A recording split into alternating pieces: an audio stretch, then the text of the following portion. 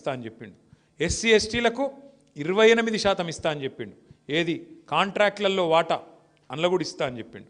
సంవత్సరానికి 20,000 కోట్ల బడ్జెట్ పెడతా అని చెప్పిండు. ఏది బీసీలకు అంటే 5 ఏళ్లలో 1,00,000 కోట్ల బడ్జెట్ ఇస్తా, ప్రతి సంవత్సరం 20,000 కోట్ల బడ్జెట్ ఇస్తా అని చెప్పిండు. 2 బడ్జెట్లు అయిపోయినాయి. 2 బడ్జెట్లు కలిపి కూడా 12-13 వేల కోట్లు దాటి పెట్టలే. 40,000 కోట్లు పెడతా అని చెప్పి 12-13 వేల కోట్లు కూడా పెట్టలే. దాంతోపాటు రిజర్వేషన్ ఏదో కేసీఆర్ గారు తగ్గించిండు, నేను పెంచుతా, మొత్తం కేసీఆరే అన్యాయం చేసిండు అని అడ్డం పొడవు అసెంబ్లీలో బయట మాట్లాడిండు, మీరు చూసే ఉంటారు. కేసీఆర్ గారు ఉన్నప్పుడు ఆనాడు పంచాయతీ ఎన్నికల్లో 24% రిజర్వేషన్ ఉండే బీసీలకు. మరి ఇలా ఎంత ఉన్నది బీసీలకు పంచాయతీల ఎన్నికల్లో? చెప్పిందేమో 42, ఇచ్చిందేమో 17, అంటే 25%. నాగర్ కర్నూలు జిల్లా అయితే 13% బీసీలకు. మరి బీసీ సోదరులు బుద్ధి చెప్తారా చెప్పరా? ఇంత మోసం చేసిన ప్రభుత్వం ఎన్ని డ్రామాలు చేసిండు మధ్యలో. ఒకరోజు జీవో ఇచ్చినా అంటాడు, ఒకరోజు బిల్లు సంతకం పెట్టినా అంటాడు, ఇంకో రోజు రాజ్యాంగ సవరణతోనే సాధ్యమంటాడు, ఇంకో రోజు పార్టీ పరంగా రిజర్వేషన్లు ఇస్తా అంటాడు. ఇన్ని డ్రామాలు చేసి ఆఖరికి తడిగుడ్డతోని ఇవాళ బీసీల గొంతు కోసిండు రేవంత్ రెడ్డి గారు. మరి ఆయనను బుద్ధి చెప్తారా? కల్వకుర్తి తాలూకాలా చెప్పరా? మా బీసీ సోదరులే మీరే ఆలోచించాలా, మీరే డిసైడ్ చేయాలా, మీరే నిర్ణయం తీసుకోవాలని చెప్పి నేను కోరుతా ఉన్నా. రెండవది, ఇవాళ ఇంకొక మోసం హైదరాబాదులో, అట్లాగే మొత్తం తెలంగాణలో, దేశంలో కూడా ఎవరన్నా పరిశ్రమ పెట్టాలి అంటే ప్రభుత్వమే చాలా తక్కువ ధరకు భూములు ఇస్తుంది. ఎట్లా అంటే ఉదాహరణకు ఇప్పుడు మన ప్రభుత్వం ఉన్నప్పుడు కూడా, ఇప్పుడు ఉదాహరణకు నేను చెప్తున్నా, వేరే ఏమనుకోకండి. ఎడమ సత్యం ఉన్నాడు. సత్యం వచ్చి, అన్న నేను ఒక అపార్ట్మెంట్ కట్టుకుంటా, నాకు 2 ఎకరాల భూమి అంటే నేను ఇస్తానా?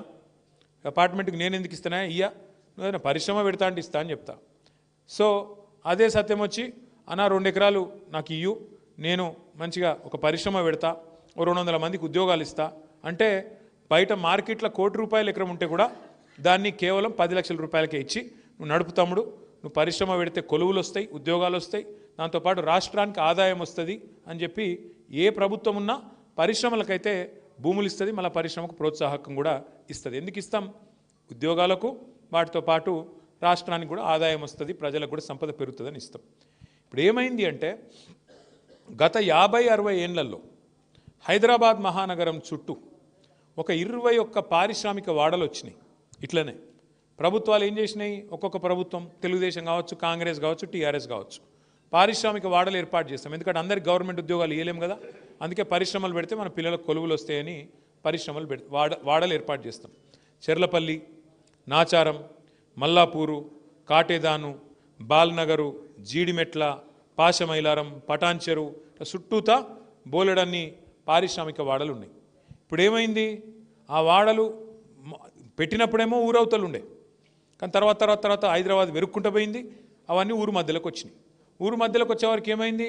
ఒక్కొక్క భూమి, ఒక్కొక్క ఎకరం బాగా కాస్ట్లీ అయిపోయింది. వాళ్ళందరికీ ఇచ్చిన భూములు ప్రభుత్వమే ఇచ్చింది చాలా తక్కువకు. రైతుల కాడనో లేకపోతే ప్రభుత్వ భూమిలో ₹1,00,00,000 ఉన్న భూమిని 10 లక్షలకే ఆ రోజు వాళ్ళకి కట్టబెట్టినాం. ఇవాళ రేవంత్ రెడ్డి గారి నిర్ణయం ఏం తెలుసా? ఆయన ప్రభుత్వం నిర్ణయం 9,300 ఎకరాల భూమి, ఏది హైదరాబాద్లోని 21 పారిశ్రామిక వాడల్లో 9,300 ఎకరాల భూమి. అంటే ఒక్కొక్క ఎకరం హైదరాబాద్లో ఎక్కడ కూడా 40-50 కోట్లకు ఎక్కడ తక్కువ లేదు ఎకరం. నేను చెప్పేది ఎక్కడ కూడా 1,50,000-2 లక్షల రూపాయలకు తక్కువ లేదు గజం. అసొంటి భూమిని రేవంత్ రెడ్డి ఏమంటుండే ఎరికేనా? మీకు గిన్నా ఇప్పుడు మీరు పారిశ్రామికవేత్త, మీకు ఇచ్చింది ఎందుకు ప్రభుత్వం భూమి? ఉద్యోగాలు ఇస్తావని, అట్లాగే తక్కువ ధరకు మీకు ప్రభుత్వానికి ఏమైనా ఆదాయం వస్తుందని ఇచ్చినాం. ఇలా దరఖాస్తు పెట్టుకుంటే చాలంట ఎస్ఆర్ఓ వాల్యూ మీద. ఎస్ఆర్ఓ అంటే రిజిస్ట్రేషన్ వాల్యూ. ముందే రిజిస్ట్రేషన్ వాల్యూ తక్కువ ఉంటుంది మార్కెట్ మీద చూస్తే. ఇప్పుడు మీకు కల్వకుర్తి ఉంది, కల్వకుర్తిలో ఎకరం నిజానికి మార్కెట్లో ₹1,00,00,000 ఉండొచ్చు, రిజిస్ట్రేషన్ 5 లక్షలు 10 లక్షలు ఉంటుంది, అంతేనా? అంతే ఉంటుంది. ఇప్పుడు రేవంత్ రెడ్డి ఏమంటుండే ఎరికేనా? ₹1,00,00,000 ఉన్న భూమి కేవలం రిజిస్ట్రేషన్ ధర మీద 30% కడితే చాలంట. అర్థమైందా? రిజిస్ట్రేషన్ 5 లక్షలు అనుకో, మార్కెట్లో ₹1,00,00,000. రేవంత్ రెడ్డి ప్రభుత్వం ప్రపోజల్ ఏంది ఎరికేనా? 5 లక్షలలో 30% అంటే ఎంత? 1,25,000, 1,30,000. 1,30,000 రూపాయలు కడితే శాశ్వతంగా ₹1,00,00,000 భూమి నువ్వు తీసుకో, అపార్ట్మెంట్లు కట్టుకో, ఏమైనా చేసుకో అంటుండు. ఇది దోపిడీ కాదా? ఇంతకు మించిన దోపిడీ ఇంకేమైనా ఉంటుందా? హైదరాబాద్లో ఇల్లు కడదామంటే జాగలేదు, ప్రభుత్వ ఇల్లు ఇందిరమ్మ ఇల్లు కడదామంటే జాగలేవు. హైదరాబాద్లో పార్కు కడదామంటే జాగలేదు. హైదరాబాద్లో ఒక ఛాయ్ డబ్బా పెడదామంటే జాగలేక గరీబోలు ఫుట్పాత్ మీద పెట్టుకుంటే వాటిని వచ్చి హైడ్రా కొట్టేస్తుంది. హైదరాబాద్లో బొందలగడ్డకు జాగలేదు. హైదరాబాద్లో మోరీ కడదామంటే జాగలేదు, రోడ్డు విస్తరిద్దామంటే జాగలేదు. కానీ 9,300 ఎకరాలు ఆయన అత్త సొమ్ము అన్నట్టు, ఆయన అబ్బసొత్తు అన్నట్టు ఇలా రేవంత్ రెడ్డి ఈ 500-600 మంది బడాబాబులకు రాసిచ్చేస్తున్నాడు. రాసిస్తే ఉతానే రాసిస్తాడు రేవంత్ రెడ్డి. నీకు తెలియదా, నాకు తెలియదా? ఇవాళ 10% కాదు, ఎక్కువనే ఉన్నది. 50% ట్యాక్స్ ఉన్నది, ఆర్ఆర్ ట్యాక్స్. 50% వెనుకకు నూక్కుండే. ఇది కథ. అంటే 9,300 ఎకరాలు, ఒక్కొక్క ఎకరం 50 కోట్లు. ఎంత? 4.5 లక్షల కోట్లు, 5 లక్షల కోట్ల ఆస్తి. అందులో 50% కాంగ్రెస్ వాళ్ళు దొబ్బక తినే ప్రయత్నం చేస్తాను. ఎవరి సొమ్ము ఇది? ప్రజల సొమ్ము. ప్రజల సొమ్ము, ప్రజల ఆస్తి. పారిశ్రామికవేత్తలకు ఉద్యోగాలు ఇస్తారని, పారిశ్రామికవేత్తలు రాష్ట్రానికి ఏమైనా ఆదాయం తెస్తారని ఇచ్చింది. ఇక నా ఇష్టం ఉన్నట్టు నేను అపార్ట్మెంట్లు కట్టుకుంటా, మాల్స్ కట్టుకుంటా. నీ అయ్యే సొమ్మా, వాన అయ్యే సొమ్మా? అందుకే మనమేం డిమాండ్ చేస్తున్నాం?